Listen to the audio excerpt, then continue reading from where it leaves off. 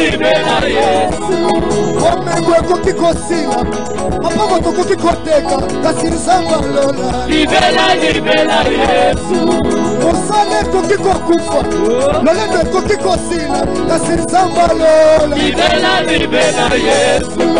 Okose kokikosuka mande kokikosila kasirisamba lola. Libera Yesu. Fada na mwende na yo. Fada na mwende na yo.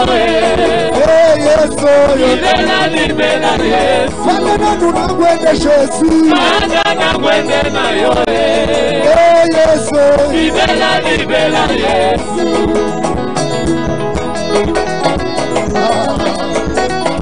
Soki muto sobi de presasi. Est-ce qu'on peut mettre bololo.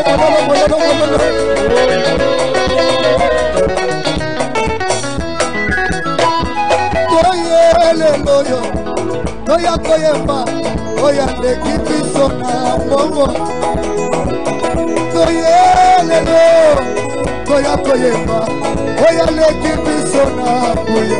Biso koyelelo, oya koyemba, oya lekibiso na buye. Biso koyelelo, oya koyemba, oya lekibiso na buye. Biso koyelelo, oya koyemba, oya lekibiso na buye. Bituke kokikokufa, bana kokikoboya nakasirisambalo. Libera Yesu. Komalia kokikotika, wasa kokikoboya nakasirisambalo. Libera Ayoma fada na mwende Yesu. Fada na mwende na yo. Ari Yesu. Libera Yesu. Fada na nuna mwende na yo. Fada na mwende na yo. Ansambo yo. Libera Yesu. Okose kokikosila, mane kokikosuka, kasirisambalo. Libera Yesu. Fande kokikotika, bana kokikoboya nakasirisambalo. Libera Yesu. Fada na mwende na yo. Fada na mwende na yo. Yesu. Libera Yesu. Fada na nuna mwende Yesu. Fada na mwende na yo. Yesu. Libera Yesu. Samba kocha la motema, samba kotute la dolo. Samba motema balawe, yote samba kotike la mane. Mana popo wapa, yo, ulia uteseleke. Kolola kuboko, yo, abelesa wa mulu. Iboso ya maya mukanya, bosa siba kilingenda na maye. Est-ce que tomola. Soko moni vasa to afandi, tomola tavase wana, tomola. Soki pembeni na yo vasa afandi, tomola tavase. Est-ce que kome tomola.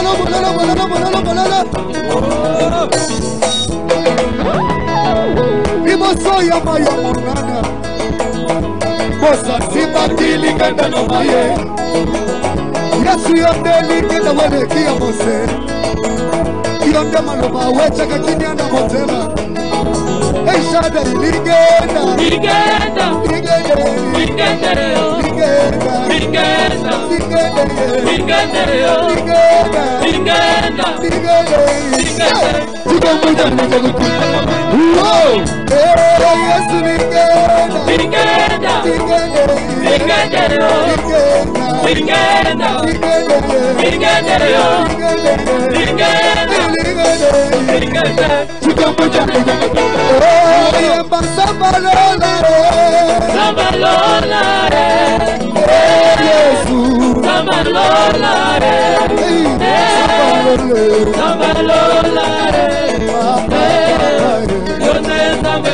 Papa kitisa moto na yo, kitisa moto, kitundale esi, kitisa moto, mabele katana, kitisa moto, papa,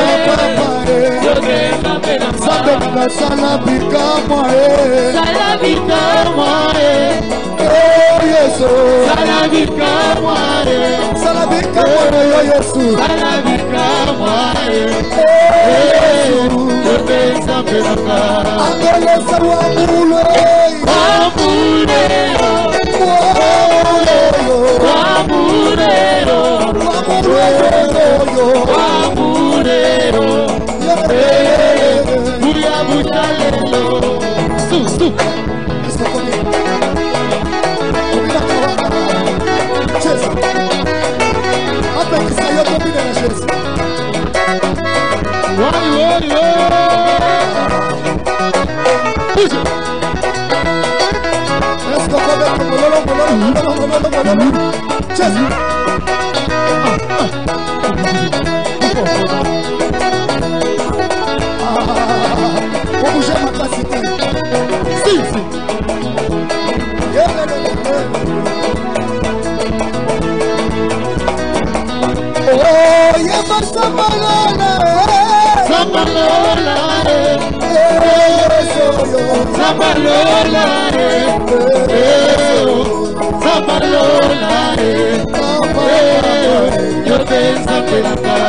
Kitisa moto na yo Kitisa moto Kitisa moto Kitisa moto Sambi wangu Sambi wangu Sambi wangu Sambi wangu Sambi wangu Ulama mutima wani kubekito Ulama mutima wani kubekito Chidika mchiko Sambi wangu Kubekito Kubekito Ulama mutima wani kubekito Ulama mutima wani kubekito Kubekito Kubekito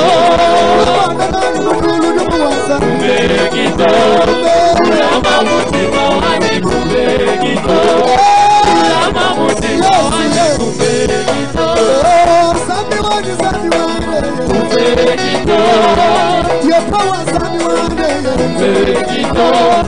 Ulama mutima wani kubekito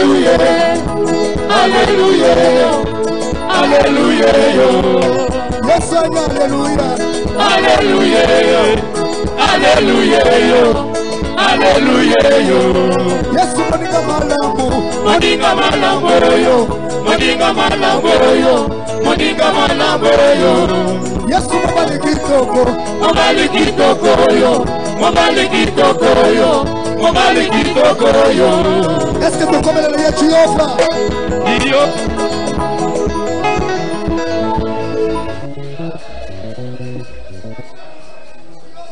Est-ce que koko betela nzambe maboko ya makasi betela nzambe oya pesio elonga na pokwa lelo nazala posa bisiko ozali ozongumba mutu na yo tozo sambela pona tina liloba tozo rekomande momo na maboko na nzambe yebisa nzambe alobela biso to sambeli na kombo na Yesu.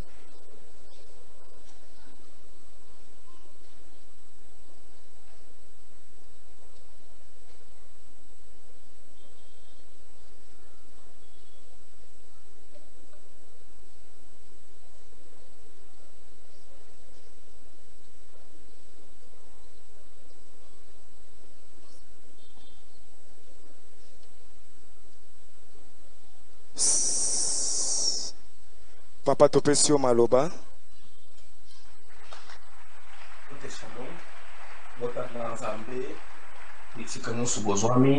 Na pokwa ya lelo lisusu tikete na lisuli na nzambe oyeba kopartager liloba na ye selon la grâce qu'il nous accorde.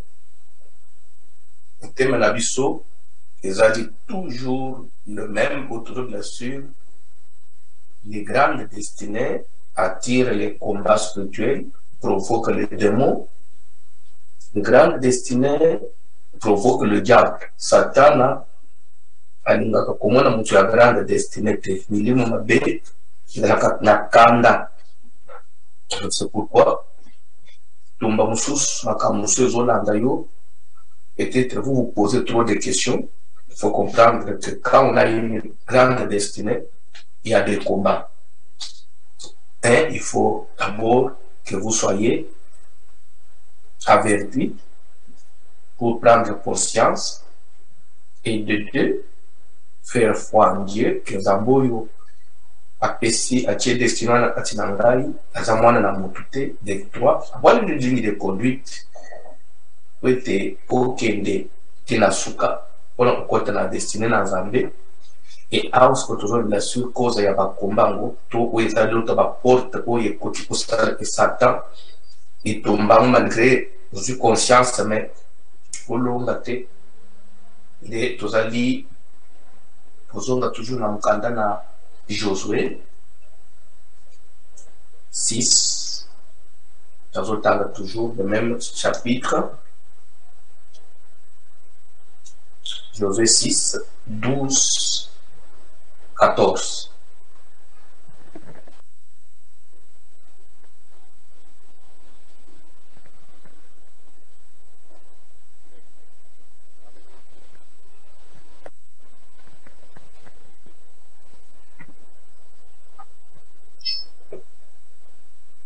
Totelemi pour honorer parole de Dieu.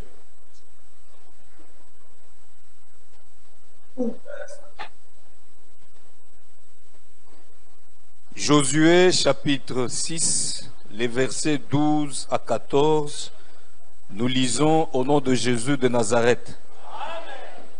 Nous lisons au nom de Jésus de Nazareth. Amen. Josué se leva de bon matin et les sacrificateurs portèrent l'arche de l'Éternel. Vous lisez quoi, papa? Josué. J'ai parlé de Josué, de Juges, chapitre 6, 12 à 14. J'ai dit toujours notre passage de Juges 6, 12 à 14. Sorry.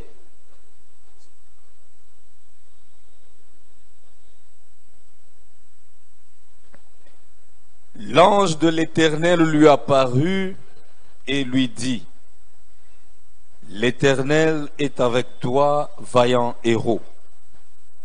Gédéon lui dit: Ah, mon Seigneur, si l'Éternel est avec nous, pourquoi toutes ces choses nous sont-elles arrivées? Et où sont tous ces prodiges que nos pères nous racontent quand ils disent: L'Éternel ne nous a-t-il pas fait monter hors d'Égypte? Maintenant l'Éternel nous abandonne et il nous livre entre les mains de Madian. L'Éternel se tourna vers lui et dit: Va avec cette force que tu as et délivre Israël de la main de Madian. N'est-ce pas moi qui t'envoie? Gédéon lui dit,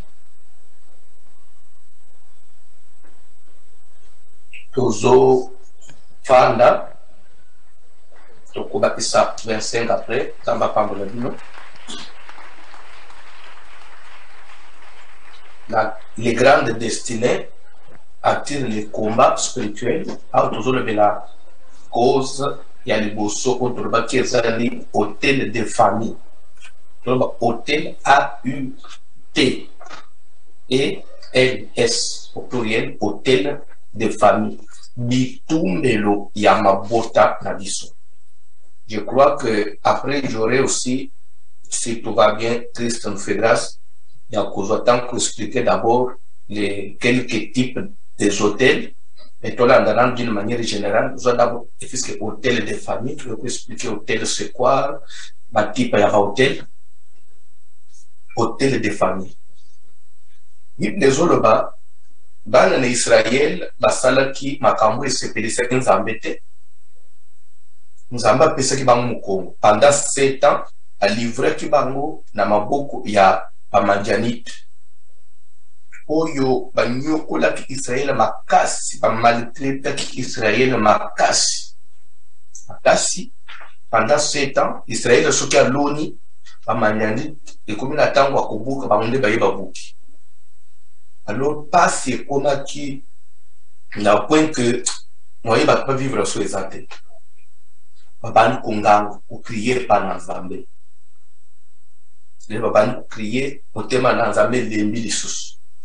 Bien aimé, les dieux de la Bible, quel que soit des kambu, quel que soit mbeba mutasali, ce qui mutazungi d'une manière sincère, d'un cœur sincère, angangi panaye Nzamba yokaka. Donc les enfants disent prière à l'Éternel. Crier à les endéguenir. Les articles de la Bible, non. C'est-à-dire la prière. Il n'y a aucune voie par laquelle nous avons commis la passe, nous avons secourir le monde, nous avons lemba moté pour usunga mutu. Ce qui est dans le sambo. Même ce qu'on d'Exode 3, n'attend nous avons Exode 4, même na 3, n'attend nous avons tout na Moïse. Dans la montagne, j'ai vu la souffrance et j'ai entendu les cris. Il y a Israël, mon peuple, j'ai entendu les kongang. Kongang, on a le sang, on a collé là. C'est pourquoi on a crié, c'est pourquoi on a collé là-bas. Les enfants disaient crier à l'Éternel. Banganga qui n'est pas dans Zambé. Il n'y a aucune solution, il y a mon temps souffrir, mais il n'a pas le temps pour Nanga qui n'est pas dans Zambé. Tu ne pries pas. Tu dis au Lingi. Ce que tu sens béni, nous te payons moi une semaine. Nous tous à l'église, nous sens béni, nous souhaitons moi 2 jours. Non. Dans les plus, quel est les amakas? D'ailleurs, ce qu'on a dit, Luc 18, les autres bannis. Il y a ce autres qui n'a moko na juge unique, c'est-à-dire juge mouya motema mabe. Juge mouya motema mabe. Il y a chapeau, il juge en thème mabe. C'est-à-dire quoi? Ayoka kalikambo mutute. Asunga kamutute. Yesoki ale commission te akosali sayote. Mais na mboka wana ezekipena mwasi mo akufela mubani. Mwana te loko te. Batu ya makasi ya mbongo babotoli lupango na ye. Maman na balu ko se prendre pas juge. Le code a dit que nous avons ces juges. Azo pesé pété, juge antali eza on dirait moi déchet mon ouvrier qui pareil. Mais Bible doit dire tongo maman na ye, midi maman na ye, oko maman na ye, lobi na tongo midi. Bible doit dire juge aye kolobake ah ata kuna za kamotema makasi na yoke la kabatu te na sunga kabatu te. Mais à cause ya mutungisi ya mama wo nazo pema les sous-soutés. Madame na kata likambo na ye kwete atika kwe kutungisa ngali na kata kapusa makelele na ye leki. Jésus kwa zolo écoutez ce que dit le juge unique. Mutu amutema mabe azo sunga bamana parce que makelele leki. À combien plus forte raison? Nzambe ya lolo akosunga bana na yete. qui crie à lui jour et nuit, qui crie sans cesse. Et quand que plus nous multiplions des prières, plus nous renforçons les commandes de prières par solution aux alamingi. Hollanda, di dobele ya muntu. D'ailleurs, 2022, zane ya yuyo o muntu. Te Hollanda, muntu toyo kande nzambe. Tigo ya zolo baloba, iso toyo kande nzambe. Zane ya kutambula na matoi, titale ni muso ki pe vina yo. Upema kapona muntu, te uviva kapona muntu te. Ou à Kimanda, à Komakaka l'église, à Deserta, ils peuvent tout dire, mais Dieu seul sait côté tout ce c'est l'avenir qui nous dira. Zambe na lola à Pambolayo, il faut tout ça la midi. Na kweta isayo que Nzambo toujours au belé la toujours pour le panicolonios na kalembele mo toujours la dans sur internet, azali Nzamba lukutate. Je vais vous donner quelques indices. Il n'y a pas 2 semaines. Il n'y a pas 2 semaines. Quand l'église a calé un certain mercredi, sur le côté d'internet, aux gens ici au monde, quand on va prophète, on va prophétiser les lots. Sur la mémoire courte, le prophète m'a dit le bout. Nous sommes dans un bazar de Sangai. Après ça, il y a une prophétie à pasteur François. Ayi ko ba église malamu ko lu pona mboka to sambela mingi pona mboka na zomo ne lo ko ya coup d'état la vérité ce qu'on se rappelle a lu pesa coup d'état il n'y a pas 2 semaines ça ko se préparer tamul to sambela pona mboka pe pona nkozi ya mboka to mona ngote so na zolo babolo so kin za bazolo makamuna ya mboka ezo mona to ya biso azolo bande to ndimate wale za to ko simbango ndima mene to simbango to za biso to za na Nzambe ali baki yango le lokal ko ta ka internet utale lokal kwa ko to ate idete mais mboke otu ko échapper le loko moko ya utalo le no seke na kalembele Nzamba lo baki ça kalembele Nzamba lo baki pourquoi les bato ba ko umela tamu nyos na présence na Nzamba ba de Nzamba ko kita alors que je me laisse trouver par ceux qui me cherchent c'est ça la parole de Dieu. Yo alisikia zande na kofanda na anda kutala kama television sote kubeta kama masolo kumato itende kuzwa solution na moment toujours comme na suko to kubi mwaka na Nzambe pointre et c'est fini on est pas Nzambe Nzambe espoir ya suko secours ya suko et ça Nzambe plus toujours tungisaye plus toujours lela na makolo na ye toujours tungisaye suka akukata likambo na yo na zo so que persévère na prière. To peut aller to peut se résolter à que on pas sambela imindi pas mingi na distraction to sambela OK musala oti musala ya osambe ulamu na to musala misala nanda umama elo muswa osala les ates ya osambe hôtel ba rendez-vous mo weza unité les pèse ça vraiment ça a moins d'importance ça a peu d'importance mieux vaut que osambe la ki utambula uzongi cassé chez lui nous se poli autant peu que l'autre côté. Mieux vaut qu'après couper les bâtons de Nzambe faire de l'église, tout semble tout la directive et Nzambe parce que ça édifie aussi. Tout la directive et Nzambe, tout semble tout le ban Nzambe tout zone là. Lobby kun et ça na mukolo Nzamba ko le baké na yo ki kolela na yo penakiti. Dans l'Israël, il doit être basale qui mabe. Bakambo esepelisa Nzambe te Nzamba livrer bango apesi bango kongo akabi bango na maboko ya bango na kati ya maboko ya bango na pasi wana na sima ya mkongo wa Nzambe wana ko Nzamba pimela ki bango baleli babeleli Bible de Nzamba yoki Bible de ndaye kokutana na Gédéon pour une voie de sortie. À côté de là, si Gédéon, vaillant héros. Et l'homme, moutoua makas. L'Éternel est avec toi. C'est un peu ça, mais l'engaïen. Na vie ni nous n'a pas à Nzambe. Donc toi, tu crois que ce que moi, si Abadi, Azana n'a pas les balles à Zobotete, à 7 ans, à 6 ans, c'est Nzamba yébiété. Donc Nzamba Zana yote parce que vous mettez les balles à Zobotete. Nous avons un Nzambe. Bien parce que pour le Moussala aux autres, Moussala aux Asumana Nzambe. Nanda très bien. Nous avons dit l'Éternel est avec toi. Chez toi, l'Éternel est alola nangai.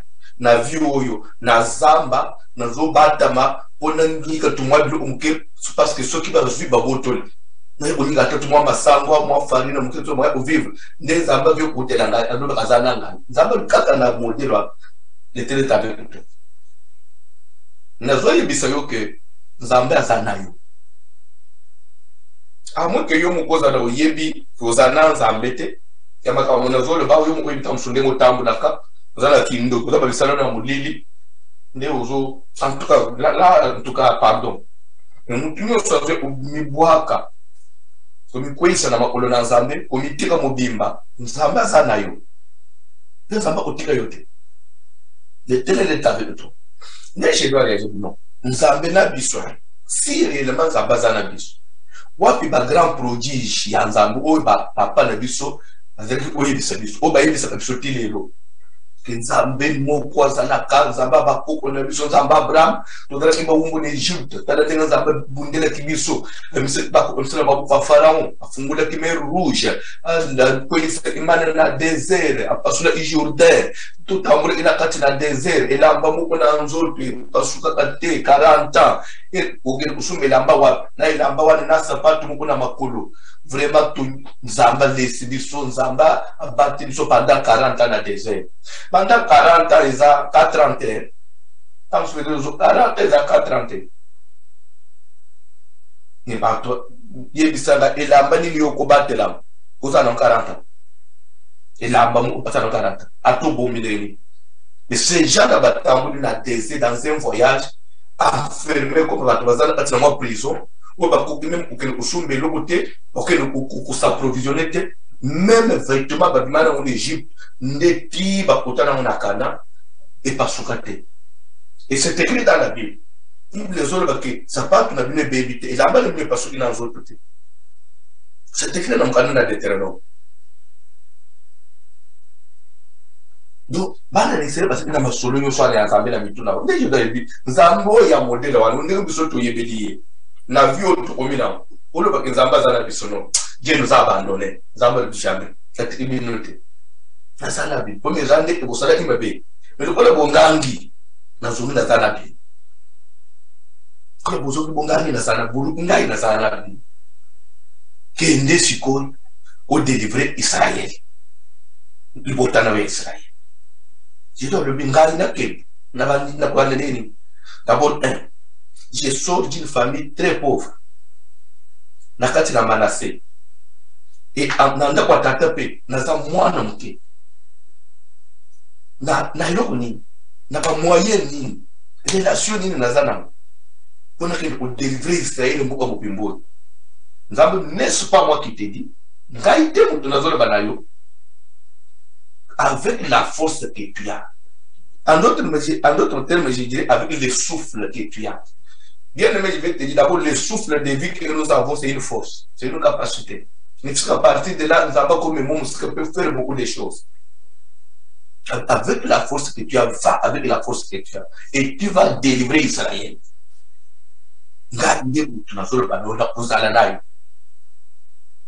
Mais, et l'eau ya yamwa, va ou pas de l'eau nous soit.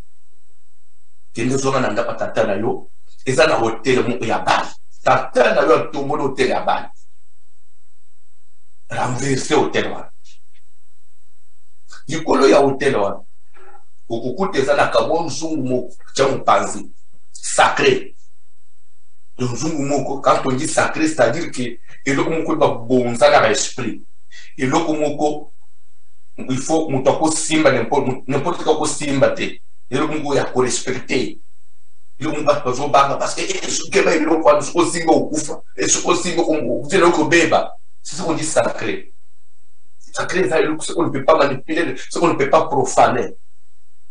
Et bien ça, on a voté, on manipuler n'importe quel aussi mbaté. Et une couleur est tombée là. Comme on zoom mot. D'abord, on va abattre le pied sacré. Comme on le voit le palza payant, bouka yango. Et renverse l'hôtel. Nasima, qui est ndesiko ou délivrer Israël. Na banza, nde re yo nanga ito salat. Les nzamba bengi biso. Nous, on a plus privilégié la grâce. Parce que les raisons, c'est Jésus, je suis avec toi. Les raisons, je suis avec toi. L'ange de l'éternel, nous avons donné l'ange de Dieu. Et je dois le message de Dieu pour la reconnaître les macambos et les ensembles de notre pananga. C'est l'angaya. Na kende na lukambeka. Na yena bonzela yo pena kutalo. Bibi que ange ya nzambe atufandi na libanga moko azeli Gédéon. Il doit keti na cité. Azui nyama. Ayembango bomi. Aye présenter musunye pa na nzamba kuti nzamba vandi zoze. Lera nzamba bisete chani kola libanga. Lera Gédéon azui musunye atien kola libanga. Ange akusi bato azaki na maboko atieka na musunye boy. Moto musunye ziki ange palimwa ki. Je dois comprendre où ils en sont. Dans le niveau de la dimension, c'est une grâce, ce sont des grandes révélations. Mais d'abord, malgré où d'abord, l'hôtel qui est à ton père. Il y a quelque chose dans la maison de ton père. Pourquoi? Parce qu'au matin, au Kita, tu as un sang qui marche dans tes veines. Ce sang-là, ça vient de ton père. Sur le plan spirituel, le milieu est fonctionnel. Et là, c'est une chose. Dans un petit exemple, au moins, il y a des gens qui ont matériel. Ce qu'on a dit bien, si il y a courant, il y a autre tension qui a été collée et qui n'a pas. Quand on sait que si il y a un peu par et le problème est mal. L'air si il y a un mal, Maï est salaka pont, Maï est transporté au courant. À partir de l'eau. Parce que Maï n'y a pas de moutons, il y a pas de moutons, il y a pas de Maï. Les Maï ont des moutons, à partir du courant, où ils ont des singa, où ils ont des Maï. Même chose avec le sang. Le sang, c'est comme de l'eau, c'est le liquide. Le sang transporte le courant. Il y a batata na yo. Donc, quand les gens ont maquillé, ils vont descendre dans batata na yo. Il faut descendre dans la famille. Il y a que vie, makamuna bango et kokitana patina. C'est au koki ko changer en côté. C'est un principe spirituel. Nous on nous avons les gens que bouka na le lokoan. Loko sili sa nyonga tata na yo. Quand le bâtiment lorsque quelqu'un tente une nouvelle créature, au changer makila. Changer makila. Tant hébreu, comment on a tout le canal.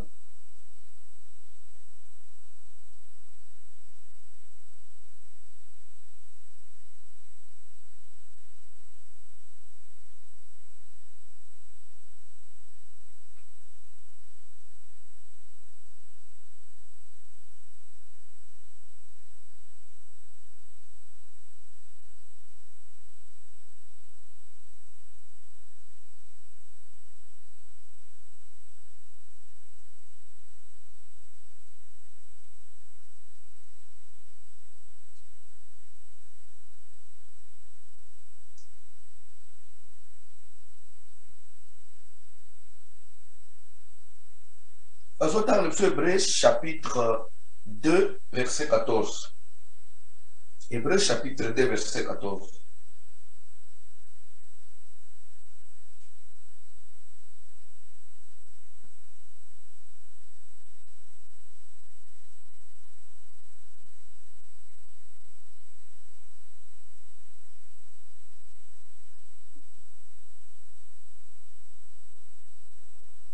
Ainsi donc, puisque les enfants participent au sang et à la chair, il y a également participé lui-même, afin que par la mort, il anéantit celui qui a la puissance de la mort, c'est-à-dire le diable, et qu'il délivra tous ceux qui, par crainte de la mort, étaient toute leur vie retenus dans la servitude. Continuez, papa. Continuez. Car assurément, ce n'est pas à des anges qu'il vient en aide, mais c'est à la postérité d'Abraham. En conséquence, il a dû être rendu semblable en toutes choses à ses frères, afin qu'il fût un souverain sacrificateur miséricordieux et fidèle dans le service de Dieu, pour faire l'expiation des péchés du peuple. Car, ayant été tenté lui-même dans ce qu'il a souffert, il peut secourir ceux qui sont tentés.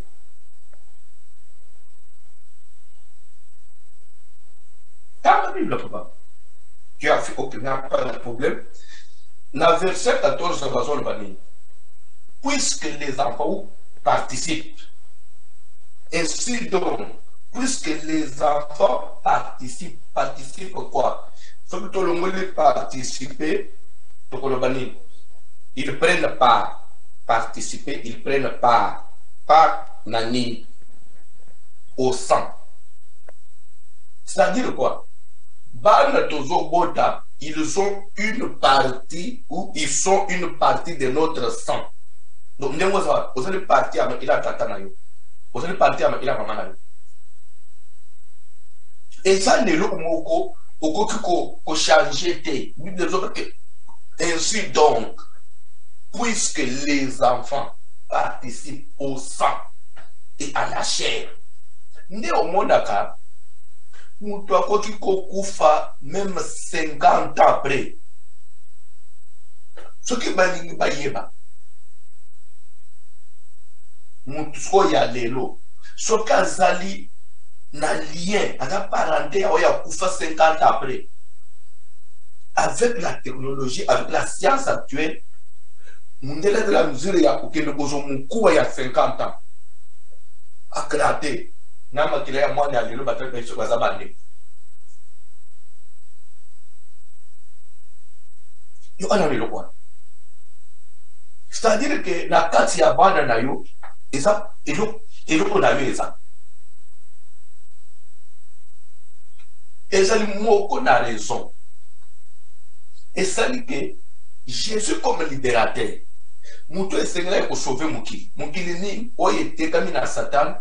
Mukili oyo Satan bande ki kwa kize bango ke bazali kwa appartenir na parce que bango ba se livrer ki na ye na ndenga ba désobéir ki na Nzambe ba komi ba mi vendre na péché ba komi ba esclave ya Satan pour le diable mutoko boto na bango yete parce que bango ba yaka mi livrer pa na ngai nde omoni ba tentative nyonso na mabe osala ameka na Abraham échoué. Ameka na o yakwe, ameka na Noé, akwe, ameka pour sauver, pour purifier mon kil. Vous savez qu'avec Noé, Dieu avait essayé de purifier le monde. Kulungula mabene sur la muki. Muki le tondi masumu, Zamba bisu Noé, le kole yo quand même muzo tambula bien. Na bana na yo, na zo bomata na boîte, na zo boma muki le mobile. On s'est parti na bino kole bozana, ozo tambula bien, ozo éduquer pe bana. Bino sko bozonga bozo que ce soit mukili ya kitoko à partir na bino mukili lisumu esili Noé bimika kana boîte aki omela basaba akari bulu amodire bana na ye na Nzamba similo boku na leta malobi na bomela mukili ni ko sko kolonga biloko nyonso na Nzamba sali Nzamba kitaye mo ala tinzo mais il a évité une chose abotama na bosangani ya mwasi na mobalité. Parce que Mouto botama na bosangani ya mwasi na mobali, il a participé au sang à la chair. Automatiquement, il devient redevable na l'issum à kolonga Satan. Ce qu'on évite. Nous moni Jésus a yena na terre moussous. Nous avons besoin de kolobana une vierge. Une vierge. Nous avons besoin de que tu deviendras enceinte. Et tu enfanteras un fils.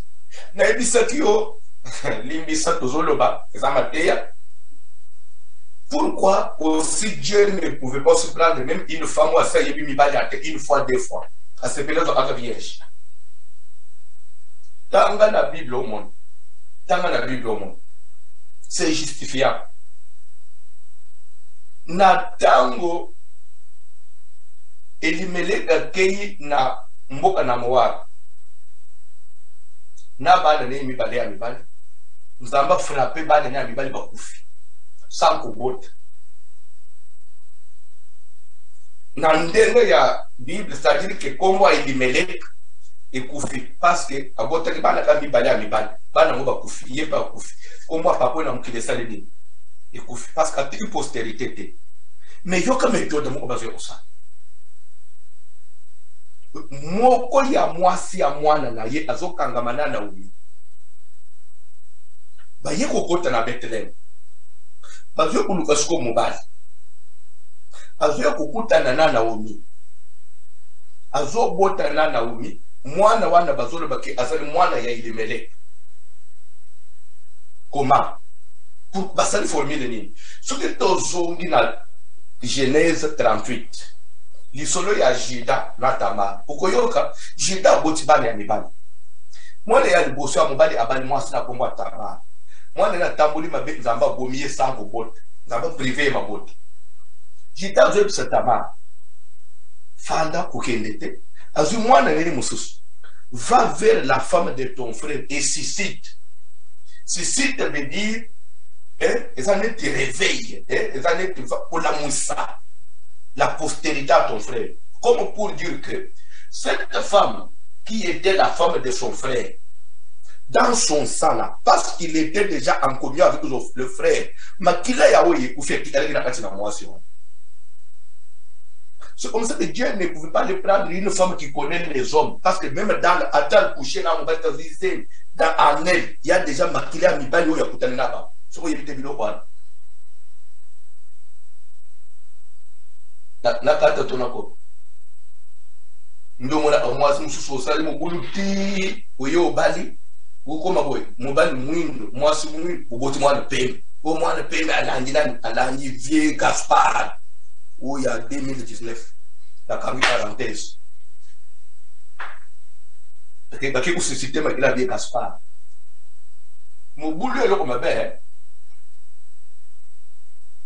et comme ma maman, mais tu as la matière.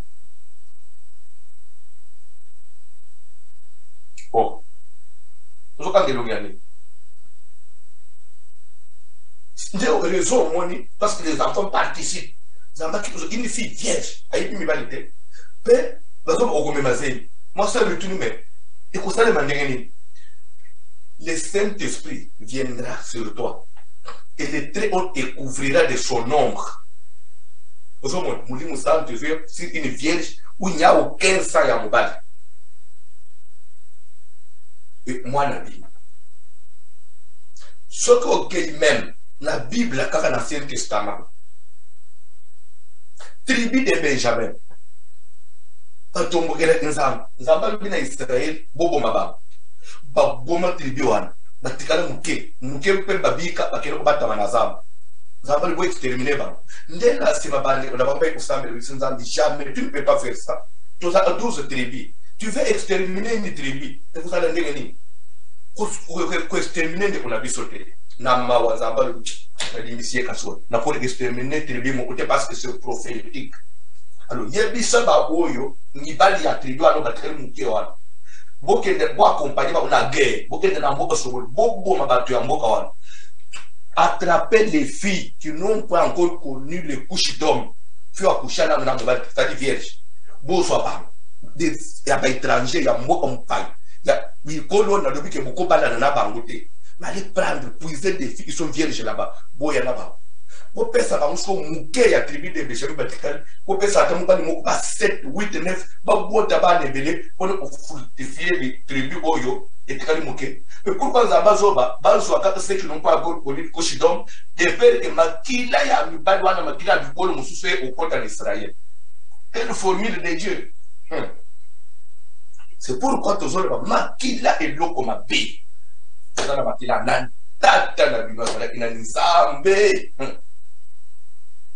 makila les sans participe nzamba ibisi jedo la grâce de Dieu oui connaissance des versets oui vie de prière intense oui des révélations oui des professions avec exactitude oui mais le sang il y a l'autel de ton père dans ton sang. Il y a l'autel de ton père dans ton sang. Si tu ne renverses pas ça, ça va te réclamer. Ça va te rattraper. Ça va te détruire. Ça va détruire même la grâce que j'ai mise sur toi.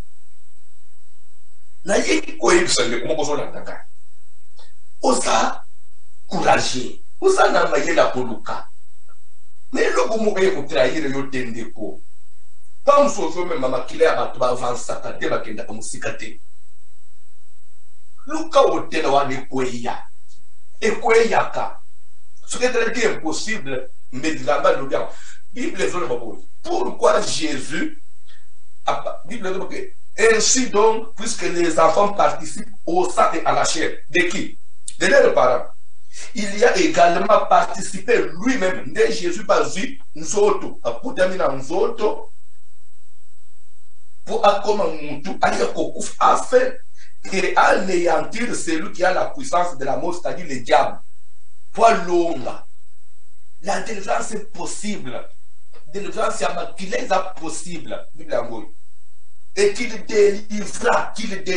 Jésus arrive à délivrer. Verset 15. Et qu'il délivra. Non, c'est possible. Ce qui te priait bien. C'est vrai. Au sol, mais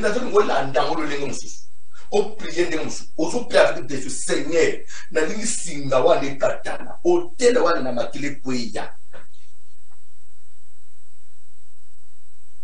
Au tel wa ne kweya. Ce qu'on y habite, tout coup qu'on a malé malé. Les ambassades de Abraham, na Mésopotamie. Parce que dans la Bible, Josué.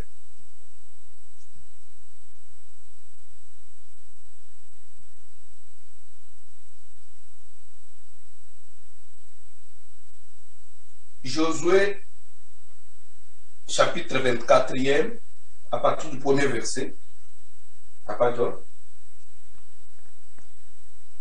Josué assembla toutes les tribus d'Israël à Sichem, et il convoqua les anciens d'Israël, ses chefs, ses juges et ses officiers. Et ils se présentèrent devant Dieu. Josué dit à tout le peuple: ainsi parle l'Éternel, le Dieu d'Israël. Vos pères, Térak, père d'Abraham et père de Nachor, habitaient anciennement de l'autre côté du fleuve, et ils servaient d'autres dieux. Je pris votre père Abraham de l'autre côté du fleuve, et je lui fis parcourir tout le pays de Canaan. Je multipliai sa postérité et je lui donnai Isaac. Amen. Tanda papa. Bible zolo babolo. Nzambe azolobela Josué sangisa 12 tribus à Israël lobela ba. A convoqué pe bango bafandi. Et lobela bango makambo nga nzambe lotia na munoko na yo. Ba ndio bango. Boyoka Israël mobile. Batata na bino. En d'autres termes, bakoko na bino. Bakoko na bino. C'est-à-dire moussissa na bino. Bible zolo bake bazalaki kofanda na tango akana na mabele oyo akana te. Na ngambu kuna na Mésopotamie. Na ngambu wa fleuve. Pe bazalaki banani. Il servait d'autres dieux. Quand on dit d'autres dieux, là, ce qu'on les a dieux, il y a petit d. Banzambe mbapaya, c'est-à-dire des idoles, des féticheurs. Il y a papa Abraham Nganga, chef coutumier ya makasi. Azili na bakisi azo kambonvula. Azo betisa bakati tata Abraham ya bido zo mutapo ya botaye. Nzambe sko na buli na zoya azo Abraham. Na ndapi ya tato ya nganga wale ya makila ya hotel wale ya bani na hotel ya bani azo katisa ye fleuve mokana akati ye fleuve tata na ifami batena ngambo so bamba katisi fleuve yena bakomiso na ngambo oyo soso nzamba azolo bake na faire parcourir ye mboka ya Kana pe na multiplier postérité ne koma na kopesaka ye Isaac. Oh. Mais avant tout, comme Nzamba Abraham Isaac, il a commencé d'abord par circoncire Abraham. Il faut se faire circoncire. Il faut de la circoncision. Nous sommes dans la circoncision, qu'est-ce qui se passe? L'homme verse son sang. Makile zotanga. Mubakati mutu. Abimisi makila. Et boyo pesko. Na base, ce qu'on a na matière, na décembre à traverser. Na l'ère Josué, chapitre 5, azo comme na bana mystère na Jourdain. Zambazo le baké, fais-toi des couteaux de pied circoncis. Israël. Dès la circoncision, d'abord aujourd'hui, j'ai ôté l'opprobre de l'Égypte. Nous avons des bateaux que j'ai ôté l'opprobre de l'Égypte. Pas pour terminer l'Égypte. Mais soigne l'Égypte. Pas pour terminer. Mais nous sommes pas pour terminer dans le désert.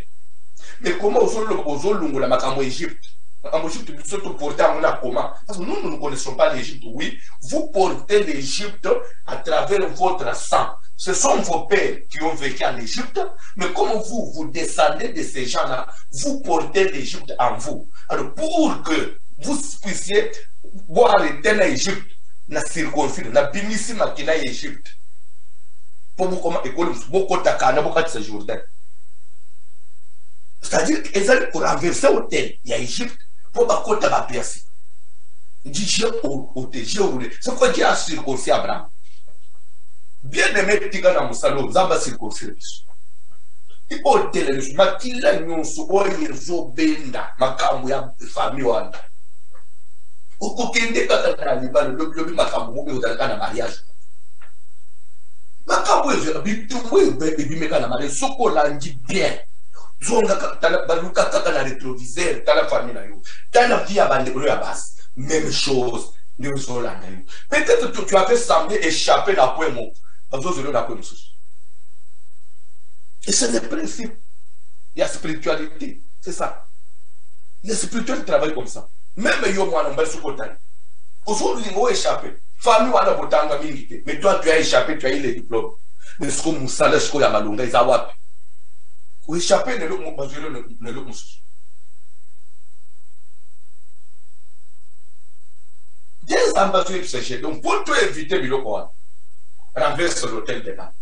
Et ça les locaux n'ont pas patata. La famille wana nanda wanze les locaux moko za segeli yo au renverser. Au panza kamwa nzungu moko za. Il y a des sacrés, il y a des lois qui sont. Vous savez dans des familles il y a des lois qui sont sacrées. Les lois sacrées. En loi sacrée, il se pas dans des pieds sacrés. Où il faut toi battre, la mouise la battu vraiment. Dans mon salon. Dans le pour le bénéfice, les pieds sacrés. Nous sommes beaucoup. La qualité de renversement des hôtels. Hôtels des familles. Quand il faut faire de l'église, il y a l'église est belle. Il faut comprendre peut-être le thème à Cambo. Voilà le bébé Voilà le bébé notion, il y a milimu mabé, il y a démonologie, notion makam spirituel et entrer dans la condamnation par loi bani, nous t'as introduit dans mon église, c'est Jésus-Christ, mais nous t'as introduit la notion. Dans l'Ancien Testament, vraiment, ce n'était pas clair comme dans le Nouveau Testament. Dans le Testament, les choses étaient, ce n'était pas vraiment clair. Et c'est Jésus qui a introduit la notion dans l'église, dans le Nouveau Testament. Dans le bien maté. Ça, vous avez besoin de comprendre le côté. Un jour, vous regardez bien.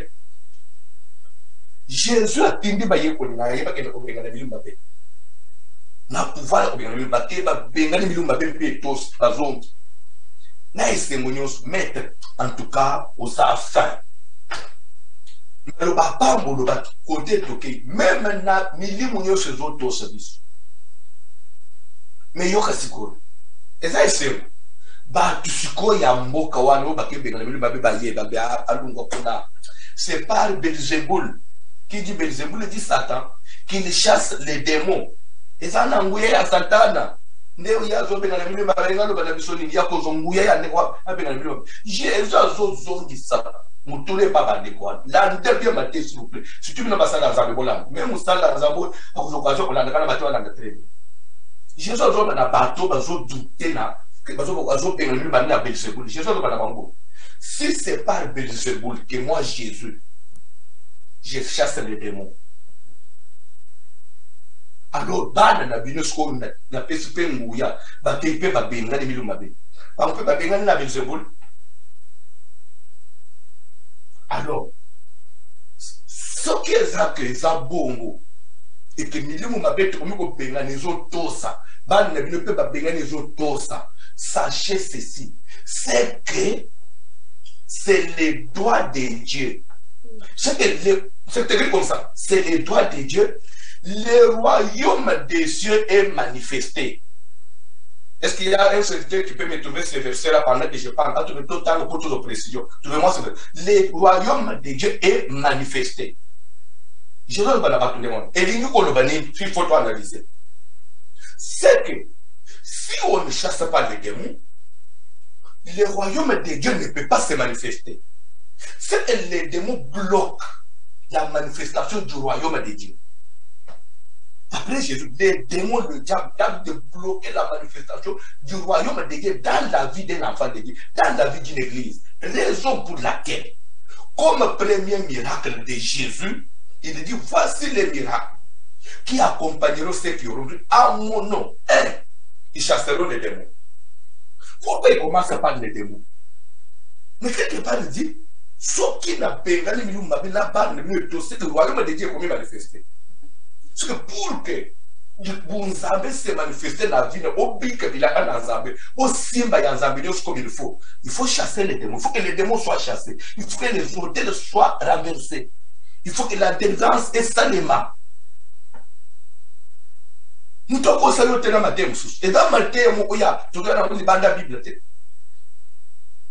Et ça, il va dans Nzambe. Allez, prêchez la bonne nouvelle du royaume. Guérissez les malades, purifiez les lépreux, chassez les démons. Mais qu'est-ce que nous faisons aujourd'hui? On est là pour prêcher. Mais on ne chasse pas les démons. On ne délivre pas les gens. Comment le royaume de Dieu sera manifesté? S'il y a un serviteur qui a trouvé, papa, je vais vous me lire ce verset-là, il y a le Nouveau Testament. C'est pas le Belzéboul. Comment Jésus va chiter dans Malvanaï? S'il y a quelqu'un qui a trouvé rapidement, bien aimé. Nazolinga enseignement au Hollande, ndenge na Hollande te. Samba veut se jeter en haut. Dieu est avec toi. Ça dit comme vous doutez. Grâce à Nzambe ça. Vous êtes dans Nzambe, mais ça n'est le mot. Ce qui est le quoi et ça la vérité. Na vie beau jeter en haut. Ou na mikata. Ou suka quelque part. Est-ce que c'était Dieu ou pas? On va nous douter même dans Zambé. Pour nous hôtel de là. Donc on ne peut pas nier ma cambouille famille du moment où vous avez le sang de la famille. Papa, nous avons trouvé le passage. Vous avez trouvé? Oui. C'est quel passage? Matthieu ou quoi? Luc 11. Lisez-moi, papa. Luc 11, 19. Et si moi je chasse les démons par Belzébull, vos fils, par qui les chassent-ils? C'est pourquoi ils seront eux-mêmes vos juges. Mais si c'est par le doigt de Dieu que je chasse les démons, le royaume de Dieu est donc venu vers vous. En d'autres termes, le royaume de Dieu est manifesté. Papa, donc Jésus dit, pour qu'on sente la manifestation du royaume, il fallait qu'il fasse quoi? Vous parlez français. Que les démons soient chassés. Comment pour que les démons, basés à mesure, il y a bloqué, venu, il y a le royaume de Dieu. Quand nous disons royaume, c'est-à-dire les bénéfices, il y a au moins dans l'ensemble. Tu seras là éternellement. Pour vivre là, ce sont les promesses d'un bénéfice à Bao Basili Zambé. Mais les démons sont bloqués. Désolé, si ce n'est pas les doigts de Dieu, que Ngaïs n'a pas gagné, au bino aujourd'hui, on dit c'est le royaume de Dieu. Mais si on ne chasse pas le royaume, parce qu'on ne chasse pas le royaume de Dieu, quoi y a-t-il? Alors si nous avons besoin du royaume, faisons quoi à l'église? Chassons les démons, renversons les hôtels. Renversons les soldats.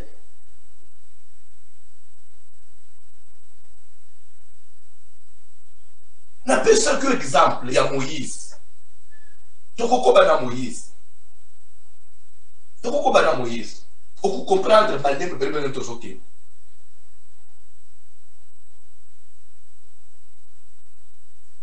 À ce temps de la vie, passage mon tout ce que la voix ne peut pas dire. Ce qui nous a battu, nous l'oblige sur tout ce temps, mais aussi sur Moïse quelque part. Tout est dans la Genèse 38.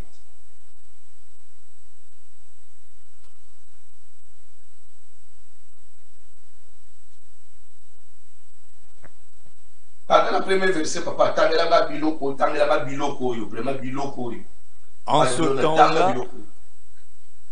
en ce temps-là, Judas s'éloigna de ses frères et se retira vers un homme d'Adulam nommé Hira. Là, Judas vit la fille d'un Cananéen nommé Shua. Il la prit pour femme et alla vers elle. Elle devint enceinte et enfanta un fils qu'elle appela Er. Elle devint encore enceinte et enfanta un fils qu'elle appela Onan. Elle enfanta de nouveau un fils qu'elle appela Shelah. Judas était Akzib quand elle l'enfanta. Judas prit pour Er son premier-né une femme nommée Tamar. Er, premier-né de Judas, était méchant aux yeux de l'Éternel, et l'Éternel le fit mourir. Alors Judas dit à Onan, « Va vers la femme de ton frère, prends-la comme beau-frère, et suscite une postérité à ton frère. » Onan, sachant que cette postérité ne serait pas à lui, se souillait à terre lorsqu'il allait vers la femme de son frère, afin de ne pas donner de postérité à son frère. Ce qu'il faisait déplut à l'Éternel, qui le fit aussi mourir. Alors Judas dit à Tamar, sa belle-fille, « Demeure veuve dans la maison de ton père, jusqu'à ce que Shelah, mon fils, soit grand. » Il parlait ainsi dans la crainte que Shelah ne mourût comme ses frères. Tamar s'en alla et elle habita dans la maison de son père. Les jours s'écoulèrent et la fille de Shua, femme de Judas, mourut. Lorsque Judas fut consolé, il monta à Timna vers ceux qui tondaient ses brebis, lui et son ami Hira, l'Adulamite.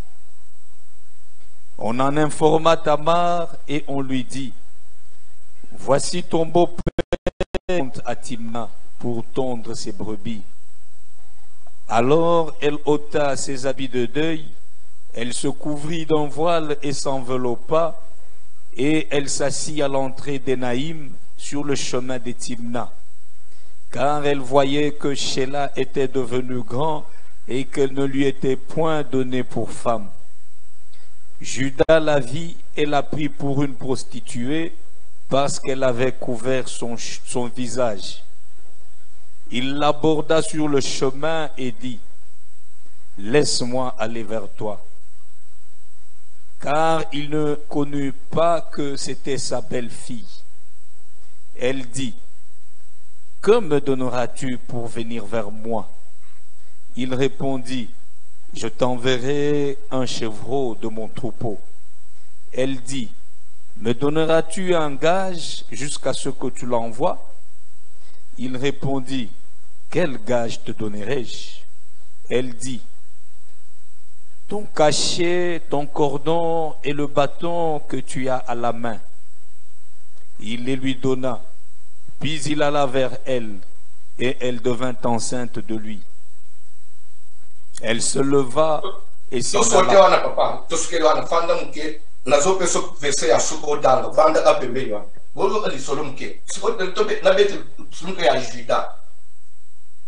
Je parle ici au tel de famille. Judas, quatrième fils de Jacob. Ruben, a matina meto tatanaï. maudire, à perdre première place, à perdre même royauté. Lévi, Siméon, babomi bat, papa maudire kandana va perdre royauté, va perdre première place. Parce qu'il fallait, Nathan va destituer Ruben. Il fallait battre Siméon. Mais va boutir Siméon, à Bomaki bat.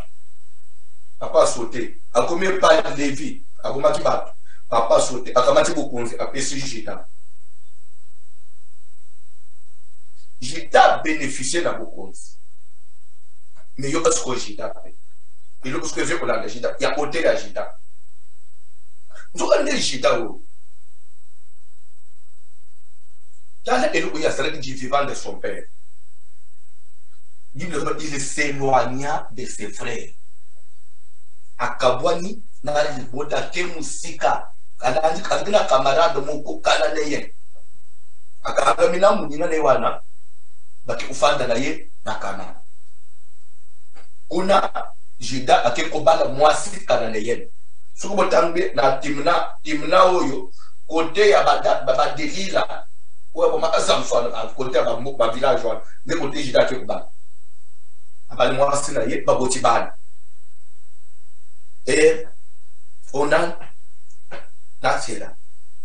Et la Koufia Botite, Onan a Koufia Botite, télé, à l'obligation, moi les calimo. Pardon, ce qui n'a pas si moi, tant sous moi, sur Azana Bamari de nous, il y a un jour où il y a un gaban. Zonana ne pas n'abîme. Parce que la loi était que ceux qui vont parler moi, et Kabotite, ceux qui n'a pas de qui a mon balai à Koufia Azan. Moi, il faut récupérer les. Kaka cité austérité na oya kufi. So kwa ne pas kufi, il faut zomusus les terres pour bimisa mwana pour sauver makila oya kufi. Jida tel que devant la loi, moi na kalimo mi balé déjà na testé ba kufi. So ki na meki suko na oya testé kufi. Ngai na bota ka sute na kufi la. Na moi sto zo bota te to kusuke la wa. Mama tamare zonge pa na bino zela mubanda zana muke. Nzo kande na idea ke na isolé ye.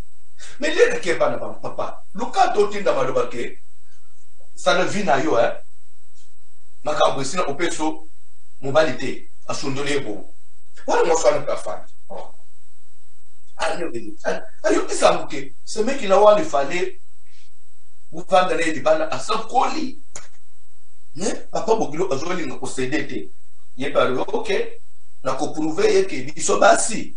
To funga makimi sur na jardin de avant mi bali to le imbo mafamba nazo teye lelo akola ayoki ke Jida azo sala voyage na village là-bas mwana mwasi alungulu bilamba matanga parce que t'as condamné aux adara bilamba matanga soki oza okufeli mobali ulungulu bilamba matanga te oza balungulu bilamba matanga oza nango obimina mobali usifo babo mayo. Maman a condamné quand on a bilamba matanga fini que le mobile pour benga yete. Maman se dépouilla na boutoana a sali beauté encore beauté à salaka bête make-up moi bien de parfum bien. Maman bimi quoi la Willeri. Quand les présidents dans la Willeri qui est à côté ya croisement kabambara. Jita zole kana boina butu abwa kamiso fimu wa kitoko. Tantina yak, tantina ye. Ah, bon, na se pelo qui amute. Kasi. Pesanga mbongo. Jida bete bona mbongo esate. Na sala mbongo te, mais na sala posa mwasi. Mwasi ngana zala problème te, sokola na mbongo te, zo engagement. Zo engagement, simisanga ilo. Tobima. Soko zote pa na yo. Utindelinga ya engagement, honorer engagement, dans un lycée local. Tellement que Jida était dans les besoins. Nous colons ont boité les médias. Pourquoi dans un engagement? Avec engagement, ma bimina tama. Sans qu'on y ait pas moi si à moi dans l'engagement. Nzambe pe ya lona nzamba songi. Moi non moi si on dirait calculer ma période. Voilà dans tata. La même nuit, on a fait tomber à 7. J'ai d'azur. Moi, je ne sais pas, je ne sais pas, je ne sais pas, parce qu'à quoi l'on l'a voté? Ce qui va monter dans moi, il va bomber. Donc, il faut le mouler de l'année. Parce que le bataille va venir. J'ai d'azur, à Zuba, tu n'as pas mis salami balé, ntaba yango bokende na koya wileri fi moko bokutana na koya kabalwa fi moko tele makawana asamba pembe boy so bokomi boye c'est que mon papa bima ina ibutu ya samedi passé ati son taba ozo ngisa caché na ye na bato na senti we la ngala kokende onete ngala yebani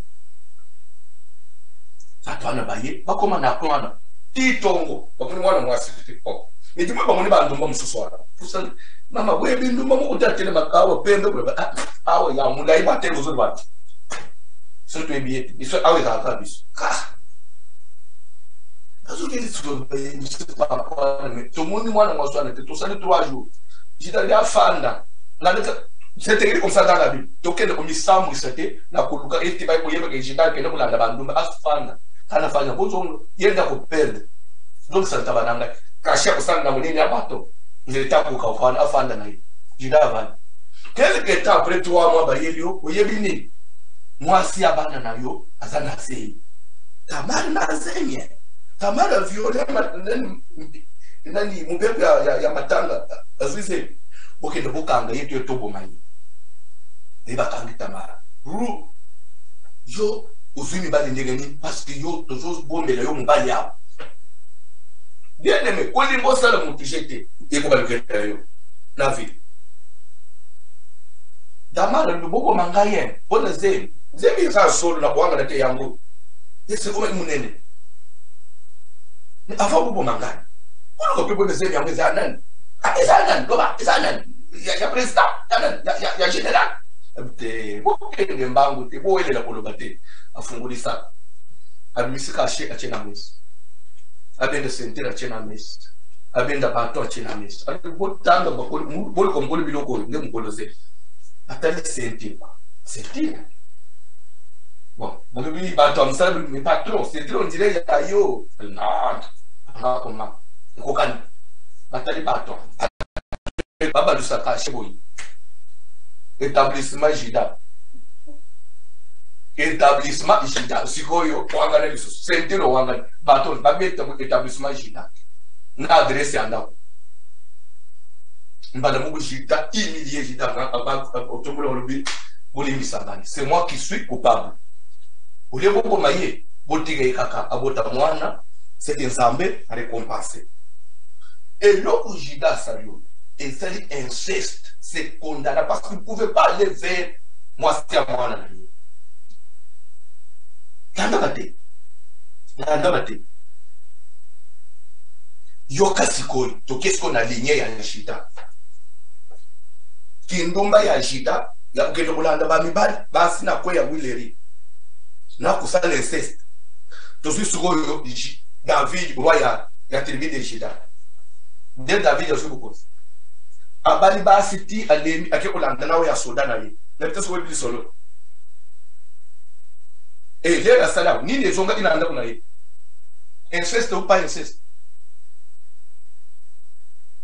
le to lunga na David to gena Salomon qui écoute et de deux est-ce que Jida était permis voilà na mate abali ini cananéenne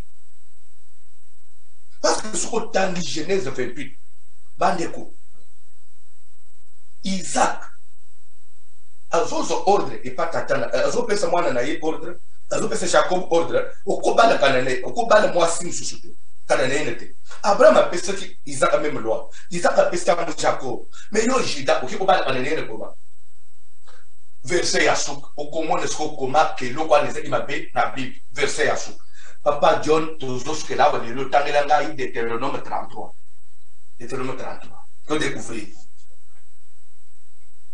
aux autres temps seulement verset 7. Verset 7. Voici sur Judas ce qu'il dit. Élément d'abord. Qui dit là-bas, dans le premier verset, titre et l'obéni. Voici la bénédiction par laquelle Moïse, homme de Dieu, bénit les enfants d'Israël avant sa mort. Stop. Aosko Moïse, azoba ne ko réparer ba mbeba ba te ba koko ya ba tribu ya Israël ba salaka o yebeli sifi ya bana na ba. D'abord Nicolas arriva à que Rubin vit. Pour ni Rubin avait été maudit par son père. Moïse azo meke mpeko ko banda ko lembisa. kubuka ba hotel wana siko tokende likolo agida Moïse avant kufa a constaté qu'il m'avait mon agida azolo likolo agida toke. Écoute, ô Éternel, la voix de Judas. Moïse a imploré. Malgré papa, tout ce que nous avons analysé. Il dit voici sur Judas ce que Moïse dit. Écoute, ô Éternel. Moïse commence à implorer la grâce de Dieu. Le roi Judas. Moïse prie Dieu, implore Dieu. Comme pour dire que ça n'a pas bien mon Judas ça. Oui, c'est que Moïse a imploré. Dans la Bible, papa, malgré tango télé. Écoute, ô Éternel, la voix de Judas et ramène-le vers son peuple. Fais quoi? Ramène-le vers son peuple. Nous allons ramener Judas oui ou non? Pourquoi? Parce que dans Genèse 38, Judas s'est à s'éloigner qui n'a bande konaye. Et que vous votez? Inceste. Pas seulement inceste, à qui peut parler d'un étranger, à côté de inceste en Israël, à côté de moi l'inceste. Malgré la promesse, Judas, tu recevras les hommages.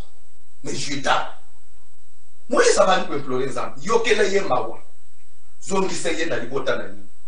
Alingo ko s'éloigner trop. Vous avez condamné Salomon qui a parlé de 1000 femmes sans compter le nombre d'étrangers. Même qui l'a dit? Étranger, le combat de l'étranger, seulement je parle de Bibala, le qui l'a dit?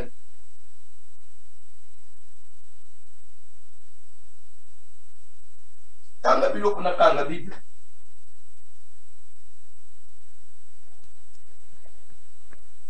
Que ses mains soient puissantes.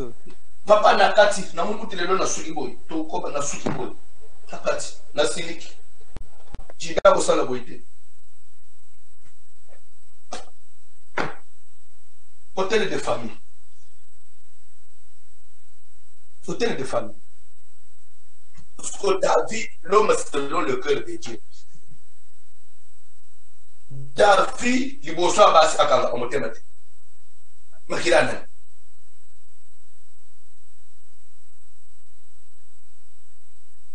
Papa, c'est pas un beau cause. Et pas ya, Coco Jacob. Mais nakati na babuze na hotel mo. Nde banda David bo bingo so na bamula ba.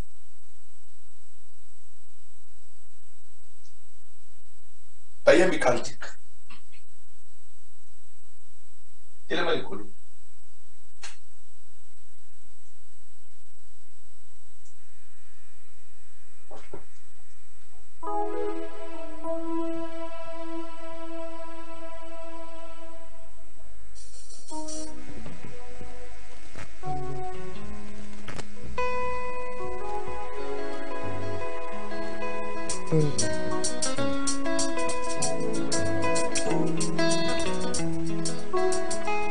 Kaina belela nzambe nanga, kabelela nzambe na mawa, kabelela nzambe nanga, kino akoya nolanga, kabelela nzambe nanga, kabelela nzambe na mawa, kabelela nzambe nanga, kino akoya nolanga belela ye, kabelela nzambe nanga, kabelela nzambe na mawa, kabelela nzambe nanga.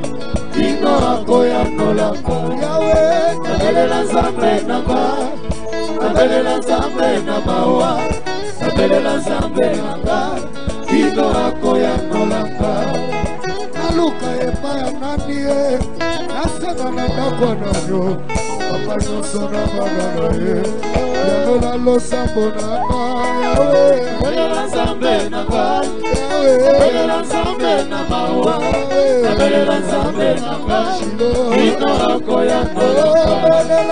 Kabelela nzambe nanga, kabelela nzambe na mawa, kabelela nzambe nanga, kino akoya nolanga. Seyo Yesu Masiya,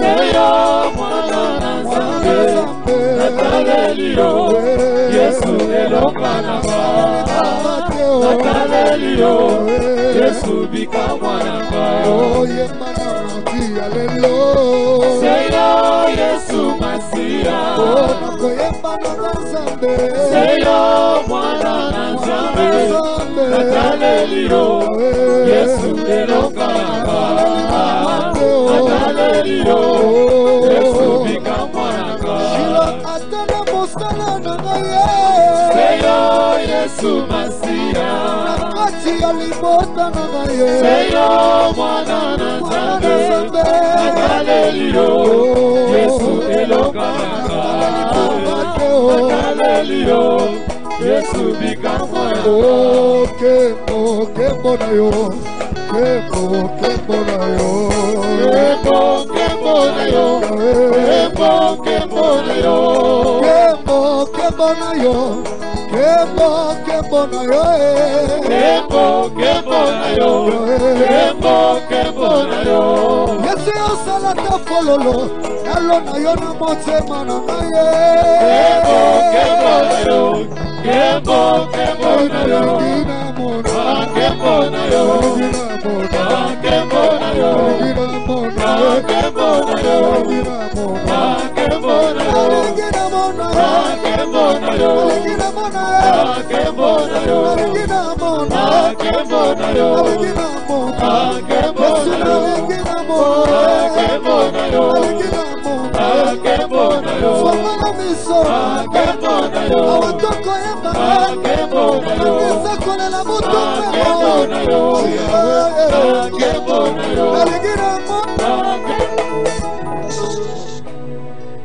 Vous savez, je prêche, en même temps je suis en train, il y a côté un peu bataille, ou côté à battre une source.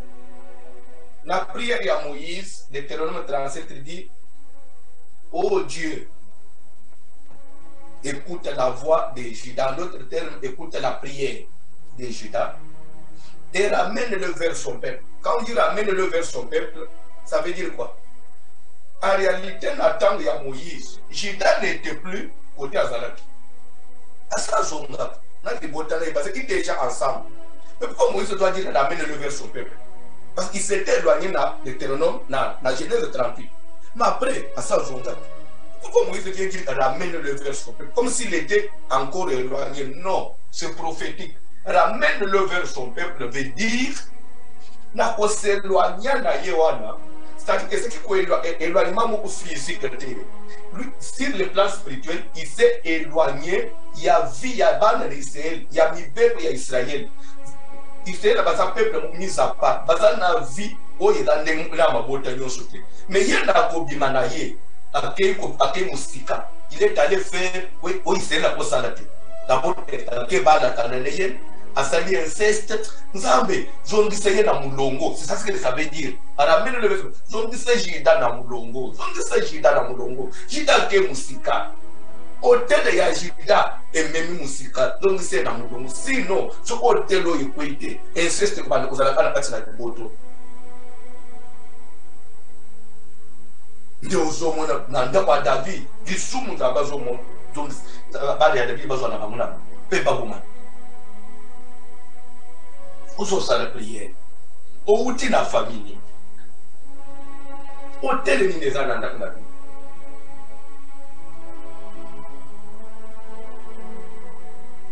E ko na no fandi, ko na obi manande ko na yo. Obi manande tata le na yo.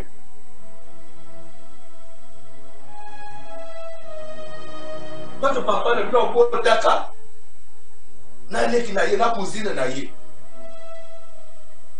Hôtel. Pour ceux qui m'ont posé la question, il y a une différence entre hôtel et alliance. Hôtel, ce sont des actes posés. Hôtel, ce sont des paroles prononcées. Hôtel, c'est quand je dis des actes posés, nakisa, muto sali lisumu mo eloko moko eza interdit.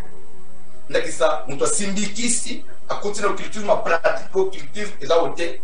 Soit tu vas dire ça, mais tandis qu'alliance, ce n'est pas ça. Alliance, c'est des accords entre deux parties. Et dans la partie Songo X, dans la partie Y, va se mettre d'accord comment est-ce qu'ils vont marcher. Landa. l'autel, les effets des autels sont limités. Il s'agit dans la famille qu'entre le sang, il y a bateau, mais les alliances vont au-delà. Alliance, c'est que même Mboka na Mboka. Alliance, c'est que plus loin. Ce sont des accords entre des gens. Et ces accords-là sanctionnés par le diable, par le sang, par l'occultisme, par les ténèbres. Ce sont les accords, il y a un monde des ténèbres. Nakisa. Maman, il faut qu'il y ait na Kindoki. Na Kindoki, on a signé l'accord na Kindoki. Et l'accord, on est très les autres dans la Bible. Abraham a signé l'accord na Nzambe. C'est une alliance. Maman, il faut qu'il y ait na monde. C'est une alliance. Bien avec les détails, il y a une très grande différence entre l'hôtel et l'alliance. Mais tandis que tu as là, nous avons seulement une cachette à Boum, à une hôtel. Et demain, il va dire ça va faire mon activité. Mais l'alliance, c'est ça, et moi, il plus loin. Ça peut être dans la famille qui est plus limité, tandis que l'hôtel reste limité. L'hôtel, ça marche que dans le sang le plus proche.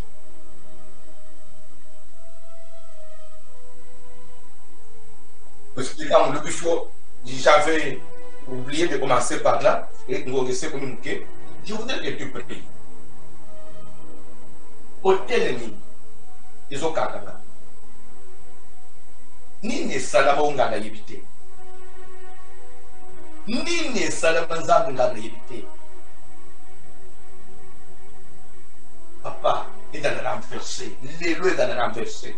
L'élo est dans la renversée. Ngai na yeko renversée. Ozo sa la prière, ozo buka est dans la renversée. L'élo est dans la renversée. Tout ça veut dire la bonne de Jésus. L'éternel est de gloire. Tout puissant, les rois d'Israël,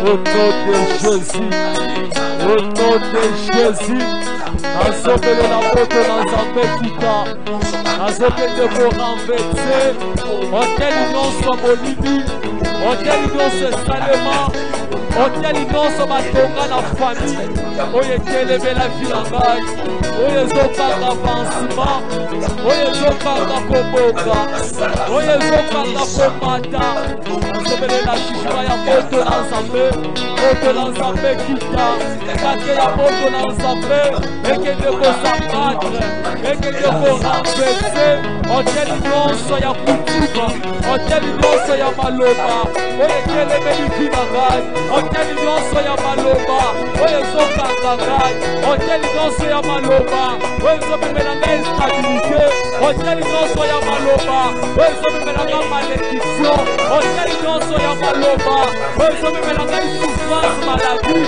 nazomela moto ekita, moto na Nzambe panza, kake ya moto ekita, ekende korenverse, ekende kodétruire, auquel nyonso baérige na famille, auquel nyonso batika, auquel nyonso bakoko batelemisa, auquel nyonso bapara batelemisa, auquel nyonso ezalaka moko na telemisa na erreur, nazokende kodétruire yango, moto ekite panza, jugement moto na Nzambe, jugement moto na Nzambe, likolo ya hôtel ya famille, likolo ya hôtel ya batoki, likolo ya hôtel nyonso, oyo reklamaka vi na ngai, oyo reklamaka santé na ngai, oyo reklamaka kobonga na ngai, oyo reklamaka avancement ya vi na ngai, oyo reklamaka prospérité na ngai, moto ekita, moto epanza, moto epanza,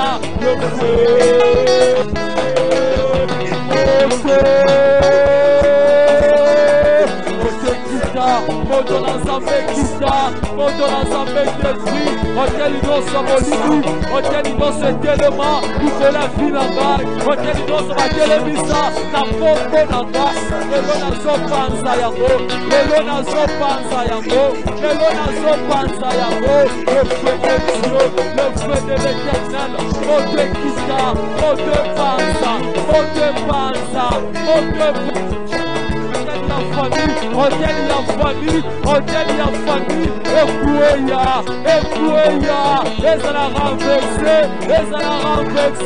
hôtel la maloma nyonso, o makoko matika, o maria para matika, o lezo condamné ngai, o lezo sobisaka na sima, o lezo sobisaka vinanga pate, jugement ya moto,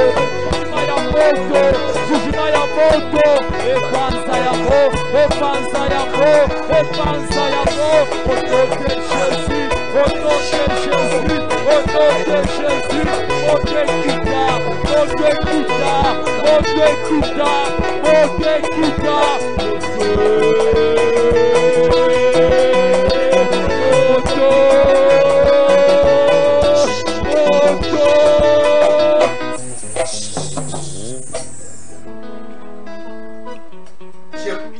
À parler avec ceux qui n'ont pas dit qu'on a justifié que c'est au moins hôtel par rapport à une alliance. Ndakisa Israël n'a pas bondi na Jéricho, c'est maintenant détruire le mot na Jéricho, na souka Josué voter les malo. Maudit soit devant l'Éternel l'homme qui se lèvera pour rebâtir cette ville de Jéricho. Il en jettera le fondement au prix de son premier-né et les portes au prix de son fils cadet. Ces paroles-là, ce n'est pas une alliance. Pourquoi? Ça lie quelle partie? Il n'a pas un accord. En d'autres termes, il a construit un hôtel. Josué a construit un hôtel. Yokasikon. Na moment hier de Bethel pour rebâtir Jéricho, il ne devait pas commencer par rebâtir, il devait s'informer. Ici, on va le hôtel d'une batombola, on va batombola hôtel à malédiction. On doit aussi me placer dans la fait la balle. Ah, c'est un hôtel à malédiction. Qu'est-ce que fait? Il faut tout le canal pour renverser l'hôtel. Tout le canal en pack. Il y a Nicolas et c'est là-bas. Il va détruire le malo. Il y a Josué. Nasima Totongo, Totomamo, il a ignoré les rabani à faire le bal. Dans le hôtel à Malo. Il y a pas, on ne peut pas, il y a une grande différence entre les alliances. Dans l'hôtel à Malo. La famille au Banabas va comme ça la beauté. Là, hôtel à Malo. Mais nous avons des choses, nous avons des Obama. Il nous a dit l'Éternel était avec Josué. Nous avons pas dit naïe. À ton hôtel, nous avons appuyé. Mais la famille na kindo. Mutozolo ba Satan zanaye. Kindo kezanaye. Coutume, nguya ya coutume zanaye. Dès zolo ba maloba, nous bibo ko maloba pamba. Nzo ande mulili ne la tima malo. Parce qu'il y a Josué, nzambende mutu anataka. Josué akufa kenda. Mais maloba Josué tele bumaka baba. Nane zo bomba nguya na nzambo elatakia. Nguya ya kindo ya coutume ya libota na yo. Maman ne kolo bali lo mukuna black ni kolo na papa de ka kolo bali lo ba yo kasi ezali lo ba black nzo ande aza soutenir na moli lo ba de kele hotel ne ozo mona bible zo le ba ke maloba ya buno ko toke ba o tongo hotel sans le savoir papa lo ko ko hotel sans le savoir ozo sa de prière ce que le mana maloba muku maloba na kan atana ba boti na kan atana famille na botani zana maloba muku ba chendelo ba chen limite boyete pas au-delà. Maloba wane kweya. Renversement des hôtels. Maloba wane kweya. Maloba wane bamba. Nasebele la moto na ensemble. Maloba nyonso oye loba malikolo na ngai. Maloba nyonso o papa loba na ndenge ya mabe. Maloba nyonso o mama loba na ndenge ya mabe. oyo ezomemela ngai pasi nazomelela moto na nzambe tuka nazokende kotelemela maloba na bango nyonso oyo ezokondane ngai oyo ezomemela ngai pasi oyo ezomemela ngai kozanga oyo ezomemela ngai kolela maloba nyonso mabe likolo na ngai oyo ezojue role oyo ezokondane ngai influence nyonso ya maloba famille influence nyonso ya maloba ya famille likolo na ngai nazopanza yango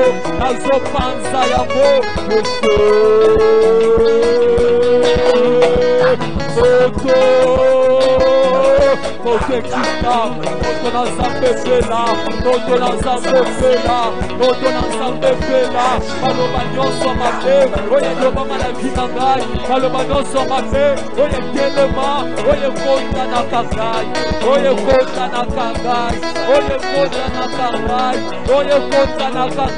Maloba ya fami, oye telema lokola ontelo, nazokende kopanza, nazokende kotelemela, nazokende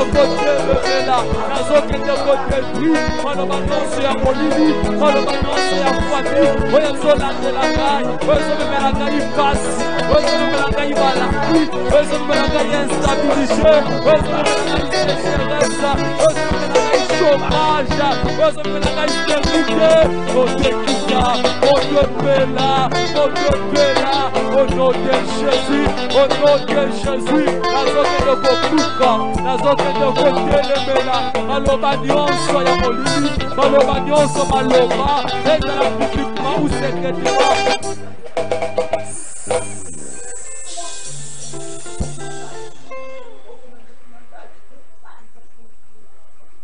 Ah, Mathieu Kitoko, Simbo Fran, Yebisan Zambe Maropa, na Mathieu, faut me manano di. Mathieu, faut me manano. Na kamu fait changer. Tongo la nase.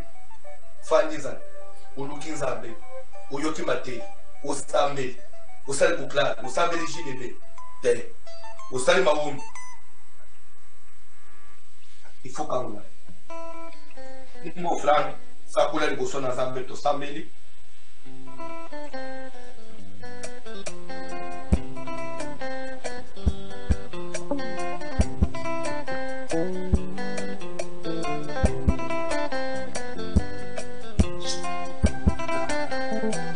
Et pour ça, papa Jérémie, vous avez 15 minutes pour dire au frère.